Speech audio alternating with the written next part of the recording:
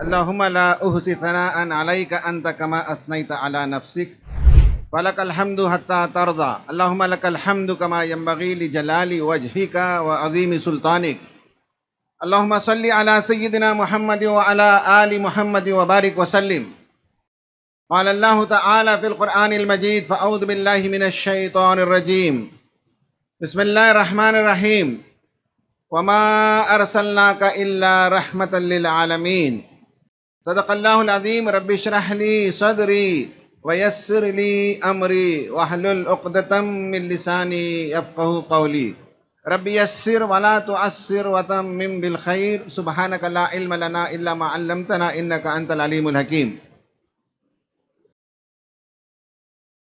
Dice پر تشریف فرما تحریک اسلامی اور طلبہ تنظیم کے خداور قائدین، اس شہر کے دانشور حضرات، علماء کرام، صنادید شہر، اس کانفرنس میں شریک طلباء و طالبات، نوجوانوں، خواتین و حضرات، پیارے بچوں، میرے لیے بڑی سعادت کی بات ہے کہ آج کی اس کانفرنس میں شرکت کا موقع ملا اور اس کے مرکزی عنوان پر اظہار خیال کا حکم ہوا. انشاءاللہ میں اپنے موضوع پر گفتگو کروں گا، لیکن اس سے قبل یہ بات میں آپ کے سامنے عرض کروں کہ اس وقت امت کی جو صورتحال ہے ہندوستان میں، ان میں ایک چھوٹی تعداد، ایک قلیل تعداد، وہی آپ ہیں جو پرعزم ہیں، پرحوصلہ ہیں، پر امید ہیں، بامقصد زندگی بسر کرنے کا عزم رکھتے ہیں،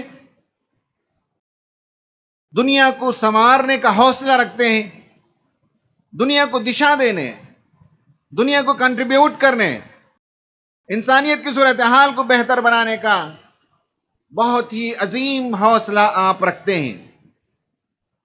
میں ہندوستان کے طول و عرض میں جاتا ہوں، نوجوانوں کی ایک بڑی تعداد ایسی ہے جنہیں اس وقت ہندوستان میں جو کچھ ہو رہا ہے اس سے کوئی لینا دینا نہیں ہے.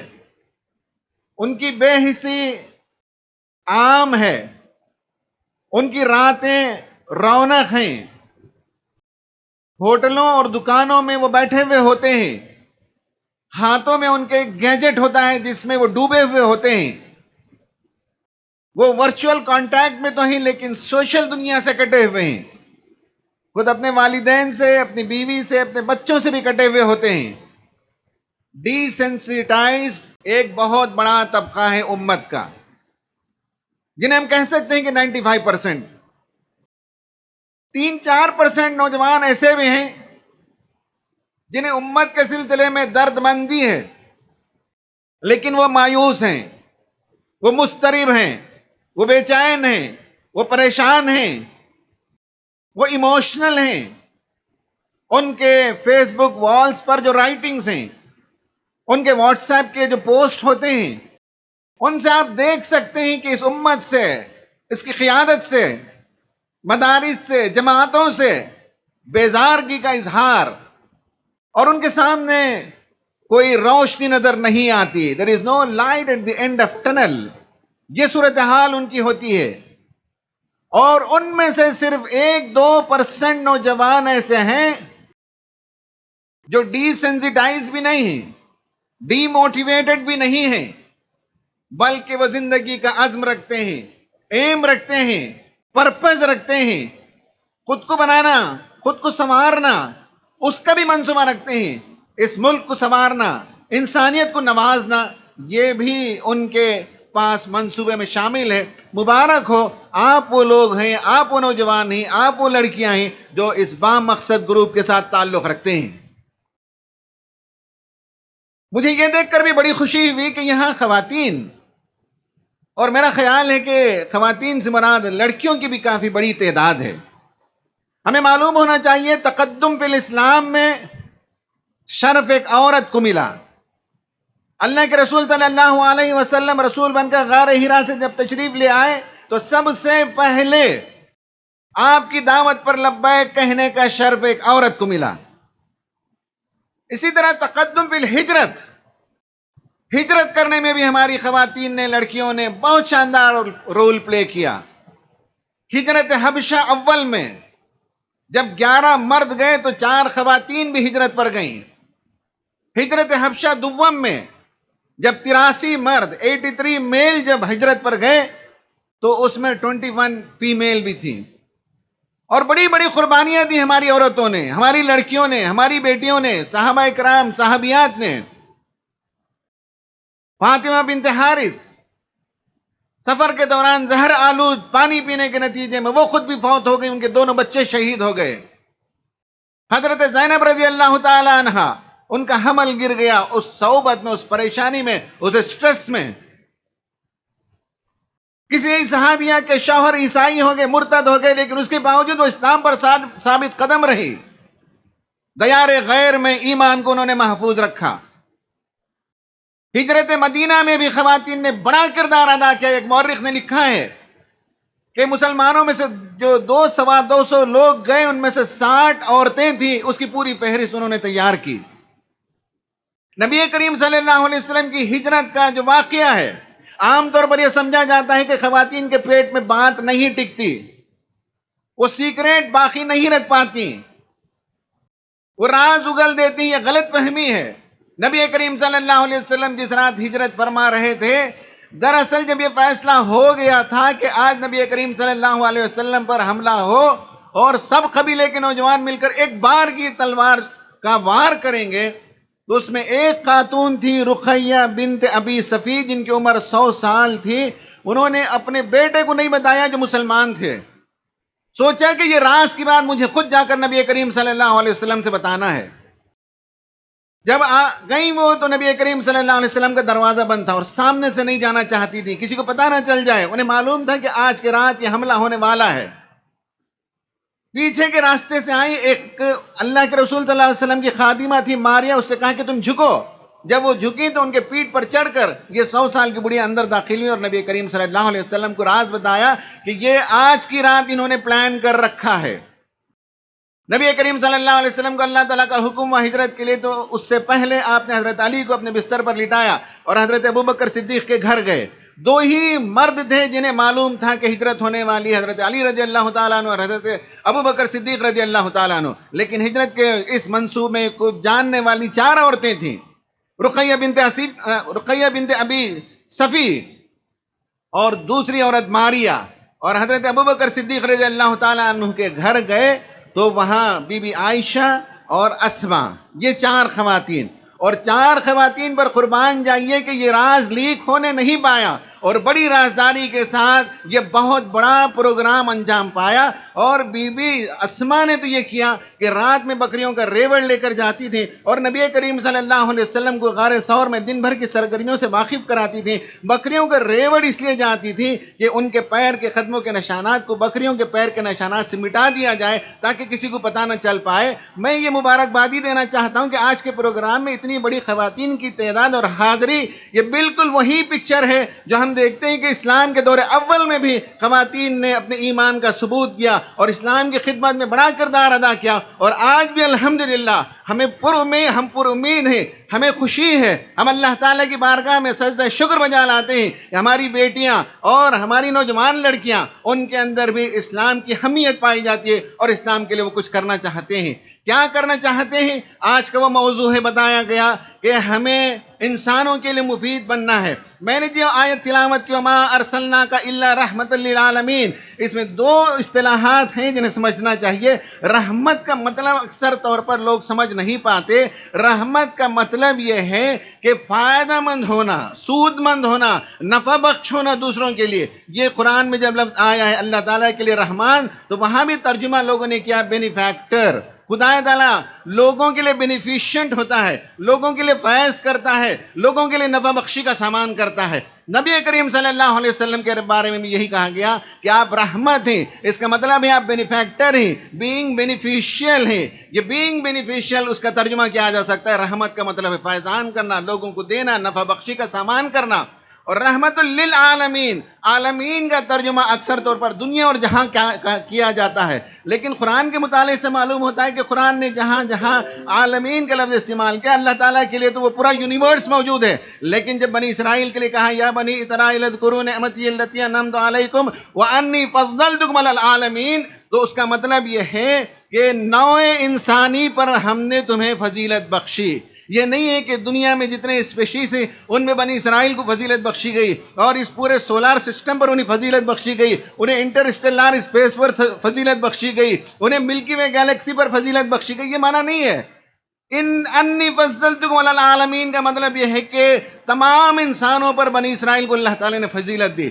تو اسی طرح سے نبی کریم صلی اللہ علیہ وسلم کے بارے میں بھی قرآن نے کہا تمام انسانوں کے لیے آپ رحمت ہیں، benefactor for the whole humanity. یہ ترجمہ عام طور پر کیا جاتا ہے پرافٹ محمد صلی اللہ علیہ وسلم دی بینیفیکٹر آف ہیومینٹی، ہم ان کی امتی، ہم ان کے نمائندے۔ ہم ایسے کیسے زندگی بسر کر سکتے ہیں کہ ہم اپنی ذات کے لیے جئیں اور اپنی ذات سے آگے کسی چیز کا ادراک ہی نہ ہو؟ ہم سیلف سینٹرڈ زندگی بسر نہیں کر سکتے، ہم پرنسپل سینٹرڈ اور ایک پرپس کے لیے زندگی بسر کرنے والے، اس لیے کہ ہم اس نبی کی امتی ہیں جس نبی نے ہمیں بتایا کہ اپنے لیے نہیں بلکہ دوسروں کے لیے جینا چاہیے، لیونگ فار ادرس۔ یہ ہے اصل انسانیت۔ اور زندگی بے معنی ہے جب انسان اپنے آپ کے لیے جیتا ہے، اس وقت با معنی زندگی بنتی ہے، اس وقت زندگی میننگ فل بنتی ہے، اس وقت زندگی پرپس فل بنتی ہے جب انسان دوسروں کے لیے جینا شروع کرتا ہے۔ ایک بہت بڑا آتھر وکٹر فرینکل جو ورلڈ وار 2 میں کنسنٹریشن کیمپ میں تھا، سائیکیاٹرسٹ تھا، اس کی کتاب ہے مین سرچ فار میننگ۔ انسان اپنی زندگی میں معنویت کو تلاش کرے، انسان اپنی زندگی میں مقصدیت کو تلاش کرے۔ بڑی زبردست کتاب 200-250 پیج کی ہے۔ اس میں اس نے بتایا کہ جو لوگ اپنی ذات سے آگے دنیا میں کچھ جانتے نہیں تھے وہ کنسنٹریشن کیمپ میں ڈھیر ہو کر مر جاتے تھے، خس و خاشاک کی طرح ختم ہو جاتے تھے، اور ان کی کوئی وقت نہیں، ان کا کوئی وزن نہیں، ان کی کوئی قدر و منزلت نہیں۔ اور کچھ ہی لوگ کنسنٹریشن کیمپ میں تھے جن بار بار میں لوگوں کو بتاتا تھا کہ دشمن تمہاری گردنوں پر سوار ہو سکتا ہے، تمہاری جان لے سکتا ہے، لیکن تمہارے عزم کو چھین نہیں سکتا، تمہارے حوصلوں پر ڈاکہ نہیں ڈال سکتا، تمہارے خوابوں کو وہ چرا نہیں سکتا، اور تمہاری مقصدیت اور معنویت پر اس کا دسترس موجود نہیں ہے، وہ اس پر کوئی کچھ نہیں کر سکتا۔ اگر تم با مقصد زندگی بسر کرتے ہو تو تصور میں بھی تم اپنے بچوں سے باتیں کر سکتے ہو، تصور میں بھی تم کائنات کا خیال کر سکتے ہو، تصور میں بھی تم خدا سے باتیں کر سکتے ہو۔ کون سا پولیس آفیسر ہے تمہیں روک سکے؟ با مقصد زندگی جن لوگوں نے بسر کیا آخرکار دیر یا سویر رہا ہو گئے، اور جن کی زندگی میں کوئی مقصدیت نہیں، کوئی معنویت نہیں، کوئی پرپس نہیں، وہ ڈھیر ہو کر مر گئے، اور اس طرح سے دنیا سے مر کر چلے گئے کہ ان کو آج کوئی جاننے پہچاننے والا بھی موجود نہیں ہے۔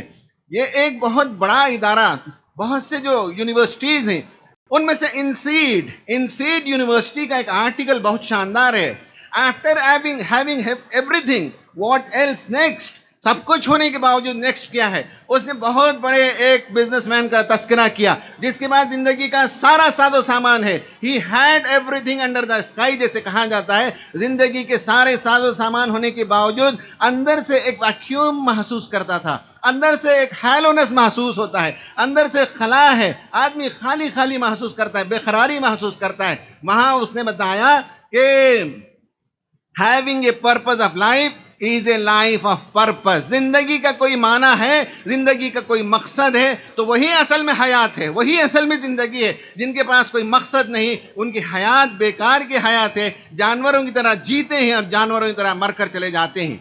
ہمیں قرآن رہنمائی کرتا ہے کہ ہمارے لیے کیا پرپس ہے۔ نوجوانوں کے لیے میں بتانا چاہتا ہوں کہ بعض انبیاء کرام علیہم السلام جو نوجوان تھے ان کی زندگی کا اسوہ قرآن ہمارے سامنے پیش کرتا ہے، جن میں سے حضرت ابراہیم علیہ السلام، ان کے بارے میں ریسرچ کی کتابوں میں بتایا گیا کہ جب وہ نبی بنے تو ان کی عمر اس وقت 16 سال تھی، اور قرآن نے خود ہی بتایا فتئیں ہم نے ایک نوجوان کو دیکھا جو ہمارے ان بتوں کے بارے میں باتیں کرتا ہے، فتح کا جو لفظ استعمال کیا، وہ نوجوان ہے، نوجوانی کی عمر تھی، جوش ہوتا ہے، ولولہ ہوتا ہے، عزم ہوتا ہے، حوصلہ ہوتا ہے، دنیا کو بدل کر رکھ دینے کا ارادہ ہوتا ہے۔ ایسے ہی عمر میں انسان بہت بڑا کام کرتا ہے۔ بڑی عمر میں پہنچنے کے بعد جب قوتیں مزمحل ہو جاتی ہیں، جب اس کے صلاحیتیں ختم ہو جاتی ہیں، اس وقت کوئی بڑا کارنامہ انجام نہیں دے سکتا۔ حضرت ابراہیم علیہ السلام ایک نوجوان نبی تھے، حضرت یوسف علیہ السلام بہت نوجوان تھے، اور انسانیت کے لیے جو کارنامہ انہوں نے انجام دیا، بہت کم لوگ اس پر غور و فکر کرتے ہیں کہ نہ صرف مصر میں قحط پڑا تھا، بلکہ مصر کے اطراف کی دنیا میں بھی قحط پڑا تھا، اور یہ جو ڈراٹ کا زمانہ تھا، اس میں پوری قوم کے لیے نہیں بلکہ انٹرنیشنل لیول پر انسانیت کے لیے خوراک کو جمع کرنا، اسے سٹور کرنا، اس کے لیے آپ نے کچھ کیا ہوگا، اور اس پر ریسرچ ہے۔ کچھ لوگوں نے کہا کہ جو پیرامڈز ہیں، وہ پیرامڈ دراصل حضرت یوسف علیہ السلام نے تیار کیے، اور کاربن ڈیٹنگ سے جو معلوم ہوتا ہے وہ حضرت یوسف علیہ السلام اور فرسٹ پیرامڈ کے درمیان 200 سال کا فرق محسوس ہوتا ہے، اور ریسرچ اسکالر بتاتے ہیں کہ کاربن ڈیٹنگ میں 200 سال کا ایرر آ سکتا ہے۔ یعنی یہ ہے کہ پہلے اہرام مصر بنانے والوں میں حضرت یوسف علیہ السلام کا نام لیا جا سکتا ہے۔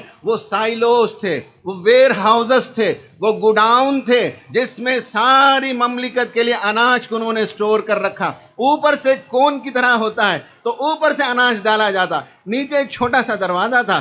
7 سال تک مختلف سائلوز، آپ پیرامڈ مانے یا کوئی اور اسٹرکچر مانے، لیکن انسانیت کے لیے انہوں نے نفع بخشی کا کام کیا، اور انہوں نے نفع کا کام جو کیا، ان میں سے سائلوز بنائے ہوں گے، گوڈاؤنز بنائے ہوں گے، ویئر ہاؤسز بنائے ہوں گے، یا پیرامڈز بنائے ہوں گے، ہمیں اس پر اصرار نہیں ہے، لیکن 7 سال تک اناج کو محفوظ رکھنا یہ کوئی معمولی کام نہیں ہے۔ گھروں میں عورتوں سے پوچھیں کہ کس طرح سے ایک ہفتے کے اندر یا ایک مہینے کے اندر جو اناج وہ رکھتی ہیں، ان میں چوہے حملہ کر دیتے ہیں، کیڑے مکوڑے آ جاتے ہیں، لیکن 7 سال تک محفوظ رکھنا، اور پھر جب انسانیت کو ضرورت پڑی تو اس اناج کو باہر لے آنا، یہ ایک نبی کا کام ہے۔ اور یہ اسوہ ہمیں بتاتا ہے کہ انسانیت کے لیے مفید ہونے کا مطلب یہ ہے کہ انسانوں کو دنیا میں بھی تکلیف سے بچایا جائے، مصیبتوں سے بچایا جائے، مشکلات سے بچایا جائے۔ آج جس ملک میں ہم زندگی بسر کرتے ہیں، وہاں جو پریشانیاں ہیں، وہاں جو مصیبتیں ہیں، اس کا ذکر ابھی صدر حلقہ فرما رہے تھے کہ یہاں عورتوں کی عصمت محفوظ نہیں ہے، یہاں نوجوان بے روزگار ہیں، یہاں 1/3 ہندوستان رات میں بغیر روٹی کے سونے پر مجبور ہوتا ہے۔ جو مسائل یہاں موجود ہیں، حضرت یوسف کا کردار بتاتا ہے کہ اگر being beneficial to mankind, اگر آپ کو بینیفیکٹر آف ہیومینٹی بننا ہے، انسانوں کے لیے نفع بخش بننا ہے، تو حضرت یوسف علیہ السلام کا اسوہ ہمارے پاس موجود ہے کہ کس طرح سے انسانوں کو دنیا میں بھی ایک اچھی زندگی ملے۔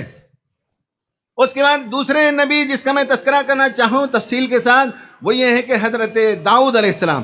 میں نے تو حضرت ابراہیم کا صرف تذکرہ کیا، لیکن حضرت یوسف علیہ السلام کے کارنامے کو میں نے آپ کے سامنے بتایا۔ دوسرے نبی حضرت داؤد علیہ السلام ہیں۔ قرآن بتاتا ہے کہ حضرت داؤد علیہ السلام کا بھی بہت بڑا کارنامہ ہے، سیولائزیشنل چینج میں بہت بڑا کنٹریبیوشن ان کا موجود ہے۔ قرآن کہتا ہے وَلَقَدْ آتَيْنَا دَاؤُدَ مِنَّا فَضْلًا، ہم نے داؤد کو اپنی طرف سے خاص فضل عطا کیا تھا۔ یا جبال اوبی معہ والطیر، اور وہ صبح میں تہجد کے وقت اٹھ کر خدا کی جب حمد و ثنا بیان کرتے تھے تو پہاڑ بھی ساتھ دیتے تھے، پرندے بھی ساتھ دیتے تھے۔ وَأَلَنَّا لَهُ الْحَدِيدَ، اور ہم نے انہیں لوہے کو نرم کر دیا تھا، لوہا ان کے لیے نرم ہو گیا تھا۔ أَنِ اعْمَلْ سَابِغَاتٍ وَقَدِّرْ فِي السَّرْدِ، زرہ بناؤ اور اس کی کڑیاں جوڑ اندازے کے مطابق لگاؤ۔ وَعَمَلُوا صَالِحًا، اور نیک عمل کرو۔ إِنِّي بِمَا تَعْمَلُونَ بَصِيرٌ۔ حضرت داؤد علیہ السلام 1000 BC کے فرد ہیں، 1000 بیفور کرائسٹ۔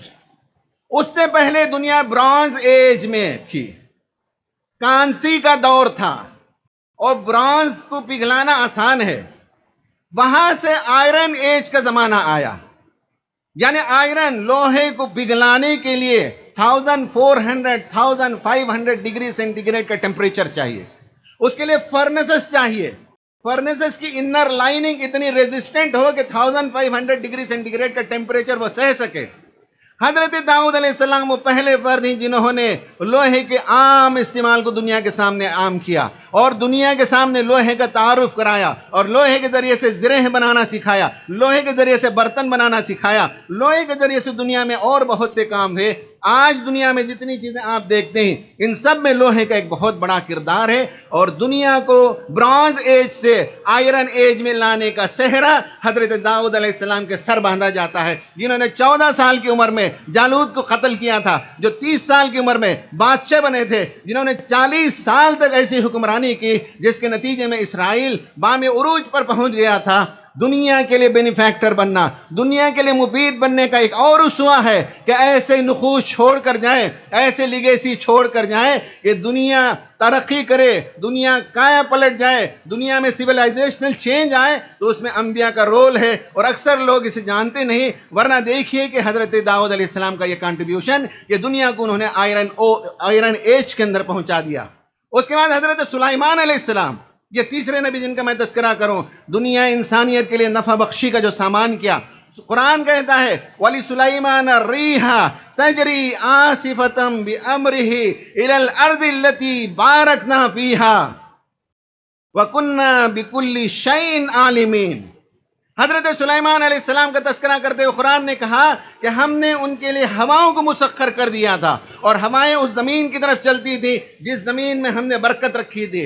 اس کا بھی عام طور پر لوگوں نے ترجمہ یہ کیا کہ گویا کہ ہواؤں پر آپ کی معجزانہ قدرت تھی۔ اصل میں یہ ہے کہ ہوائیں جو چلتی تھیں اس کے حساب سے آپ نے بزنس اور ٹریڈ کو فروغ دیا۔ ایک کتاب ہے profits and markets, profits and markets, ایک ریسرچ کی پوری کتاب ہے، ضخیم کتاب ہے، 400-500 صفحے کی کتاب۔ اس میں اس نے بتایا کہ حضرت داؤد علیہ السلام نے جو مائننگ کی ہے، اورس نکالے ہیں، لوہے کو نکالا ہے، جو کانیں کھدائی کی ہیں، کبھی کبھی ورٹیکل مائن سے، کبھی ہاریزونٹل مائن سے، ان کے فوٹوز وہاں، جو فرنسز آپ نے بنائے اس کے فوٹوز بھی اس کے اندر موجود ہیں۔ اور حضرت سلیمان علیہ السلام جب نبی بنے تو 20 سال کی عمر میں وہ بادشاہ بنے، اور اس کے بعد انہوں نے دنیا کو جو کچھ دیا اس کے نتیجے میں 300 سال تک اسرائیلی ریاست اپنے عروج پر پہنچی ہوئی تھی۔ وہ پہلے نبی ہیں جنہوں نے پورٹ کی ٹیکنالوجی دی۔ ایسٹرلی ونڈز جب چلتی تھی اس کے حساب سے پورٹ بنایا، ویسٹرلی ونڈز جب چلتی تھی اس کے حساب سے پورٹس بنایا، اور ان کے زمانے میں ٹریڈ اتنا بڑھ گیا تھا پوری دنیا کے اندر کہ ایک تو یہ ہے کہ گارمنٹ کی انڈسٹری ان کے پاس موجود تھی، فیبرک کی انڈسٹری انہوں نے قائم کی، انہوں نے ویزلز بنانے کی انڈسٹری قائم کی، اور آلیو آئل کا ایکسپورٹ سب سے بڑا بزنس تھا۔ اور آج بھی پورٹس پر، ان بندرگاہوں پر جو حضرت سلیمان نے 2 بندرگاہیں بنائی تھی، مشرقی ہوائیں چلنے کے موقع پر وہاں کشتیاں آتی تھیں، مغربی ہوائیں چلنے پر وہاں کشتیاں آتی تھیں، کشتیاں آنے میں آسانی ہوتی تھی، ورنہ ایک مہینے کی تاخیر ہو سکتی تھی باد مخالف کی وجہ سے۔ انہوں نے باد موافق میں اسے کنورٹ کر دیا اور شپس آ کر لنگر انداز ہوتی تھی۔ آج بھی ان پورٹس کے پاس وہ بیرلز پائے جاتے ہیں جن بیرل میں ممالک کے نام لکھے ہوئے، آلیو آئل جانا تھا، آلیو آئل تو خراب ہو گیا، ختم ہو گیا، لیکن آج بھی وہ بیرلز پائے جاتے ہیں۔ حضرت سلیمان علیہ السلام وہ پہلے نبی ہیں جنہوں نے مارکیٹ بنائی، اور آج جیسے وہیکلز کے مارکیٹ ہیں، اس زمانے میں گھوڑوں کا مارکیٹ، خچر کا مارکیٹ، گدھوں کا مارکیٹ، سدھائے ہوئے لوڈ لینے کے لیے، سواری کے لیے، جنگ کے لیے، الگ الگ پرپزز کے لیے ان کے مارکیٹ بنائے، اور ان سب کی مارکیٹنگ ہوتی تھی اس زمانے میں۔ ہاؤسنگ انڈسٹری انہوں نے بنائی، آج بھی اس کے کھنڈرات میں معلوم ہوتا ہے کہ عوام کے لیے کیسے انہوں نے گھر بنائے، اور بہت سے کارنامے انہوں نے انجام دیے۔ تو حضرت سلیمان علیہ السلام نے انسانیت کے لیے جو کیا، آج تک دنیا اس سے فائدہ اٹھاتی ہے، اس ٹیکنالوجی سے، اور اسرائیل آج جو کھدائی کر رہا ہے ان میں یہ ساری چیزیں آرکیولوجیکل ایکسکیویشن کے نتیجے میں ہمارے سامنے آتی ہیں۔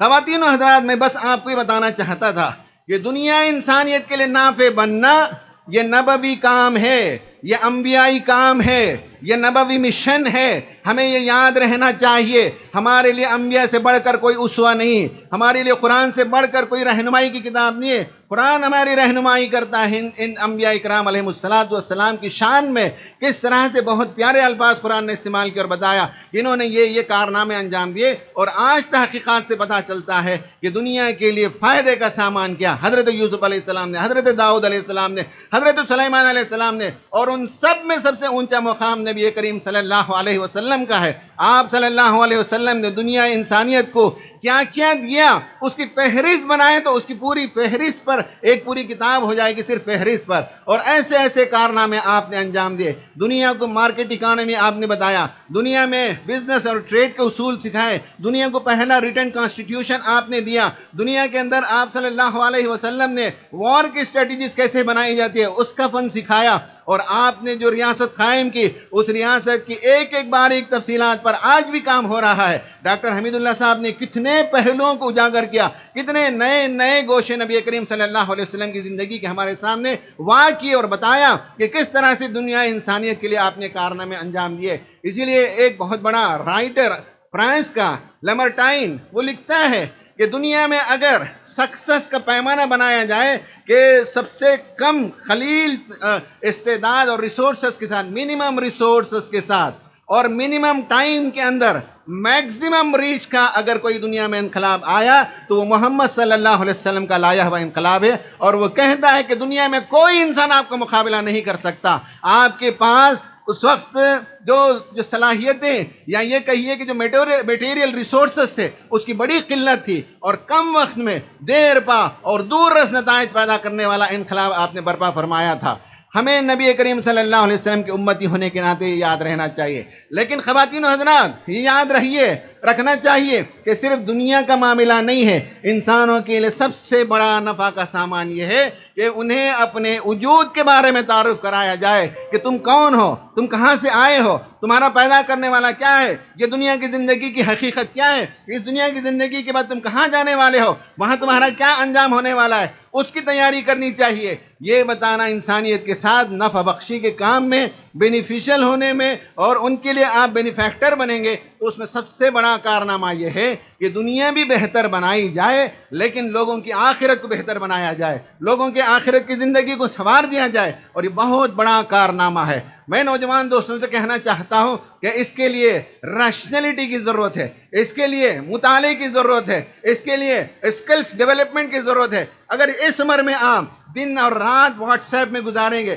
دن اور رات سوشل میڈیا میں گزاریں گے، گیجٹ کا اوور یوسیج اور رانگ یوسیج کرتے رہیں گے تو زندگی بیکار جائے گی۔ نہ خود آپ اپنے آپ سے مطمئن ہوں گے، نہ آپ کے والدین مطمئن ہوں گے، نہ خدا آپ سے خوش ہوگا، نہ آخرت میں کوئی انعام ملنے والا ہے۔ اگر آخرت میں آپ کو کامیاب ہونا ہے تو آپ اپنی زندگیوں کو بہتر بنائیں۔ اور ایک بہت بڑی دنیا ترس رہی ہے۔ ایک سیرت کا آتھر گابا اس کا نام ہے، وہ غیر مسلم تھے، بعد میں انہوں نے اسلام قبول کیا، اور ان کی سیرت کی کتاب ہے۔ اس کتاب میں انہوں نے بتایا کہ آج دنیا کے جو مسائل ہیں ان میں سے نیشنلزم ایک بہت بڑی بلا ہے۔ آج جس کا کھیل ہندوستان میں ہم دیکھ رہے ہیں، جذباتیت کا کھیل ہم دیکھ رہے ہیں، اور ہم دیکھ رہے ہیں یہاں کہ سیاستدان نفرت کے بیج بوتے ہیں اور سیاست کے سیزن میں ووٹ کاٹتے ہیں۔ ہم یہاں دیکھ رہے ہیں کہ بعض کورٹس ایسے فیصلے دیتے ہیں جنہیں دیکھ کر ہمیں احساس ہوتا ہے اچھا اب ظلم کا نام انصاف رکھ دیا گیا ہے، اب ناانصافی کا نام انصاف رکھ دیا گیا ہے۔ ہمیں تعجب ہونے لگتا ہے، اور ہمیں معلوم ہے کہ آج ہمارے جو بہت سے اسمبلیز اینڈ پارلیمنٹس ہیں وہ ایسے قوانین بنا رہے ہیں کہ اسلام کی طرف لوگ رجوع نہ کرنے پائیں، اسلام کی طرف بڑھنے نہ پائیں، اور جب اسلام کی طرف آنا چاہیں تو ہزار قسم کے قدغن وہ لگانا چاہتے ہیں۔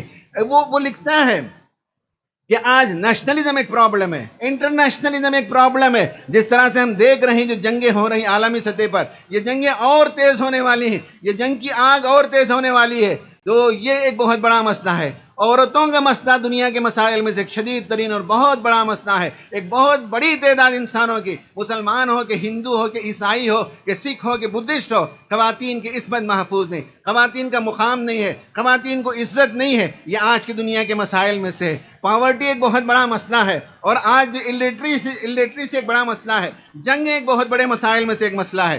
ایسی صورتحال میں انہوں نے لکھا ہے کہ نبی کریم صلی اللہ علیہ وسلم کی زندگی میں بھی، زمانے میں بھی اس طرح کے مسائل پائے جاتے تھے، قومیت بھی پائی جاتی تھی، جنگ و جدال بھی پایا جاتا تھا، بچوں کو زندہ بھی دفن کر دیا جاتا تھا، درگور کر دیا جاتا تھا، عورتوں کی کوئی وقت نہیں تھی، عورتوں کا کوئی مقام اس زمانے میں موجود نہیں تھا۔